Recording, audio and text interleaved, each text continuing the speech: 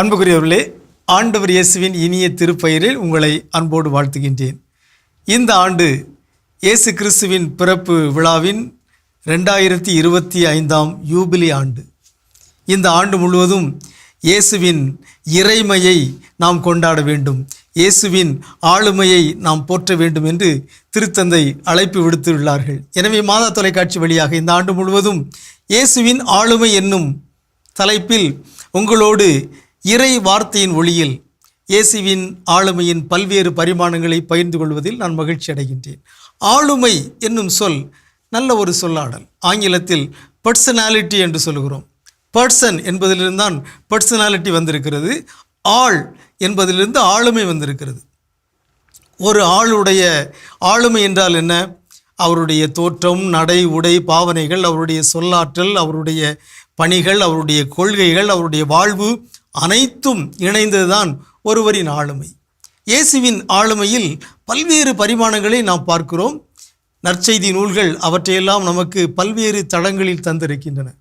எனவே இந்த ஆண்டு முழுவதும் இயேசுவின் ஆளுமையை இறை வார்த்தை வழியாக நாம் அறிந்து இயேசுவை போற்றுவோமாக, இயேசுவை போல நாமும் வாழ்வோமாக. இன்று இயேசு கடவுளின் மகன் என்பதோடு இந்த இயேசுவின் ஆளுமை என்னும் தொடரை நாம் தொடங்குகின்றோம்.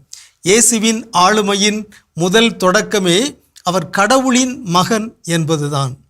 லூக்கா நற்செய்தி 1:32 நாம் வாசிக்கின்றோம்.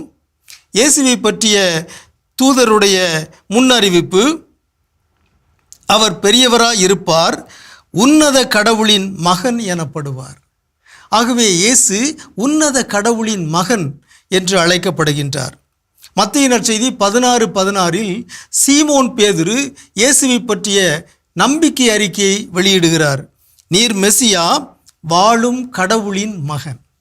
ஆகவே இயேசு இறை மகன், இயேசு கடவுளின் மகன் என்பதுதான் அவரது ஆளுமையின் முதல் தொடக்கம், முதல் பெருமை.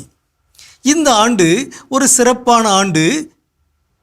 கிபி 325ஆம் ஆண்டு நைசியா பொதுச்சங்கம் கூடியதன் 1700 ஆண்டுகளை இன்று நாம் நிறைவு செய்கிறோம்.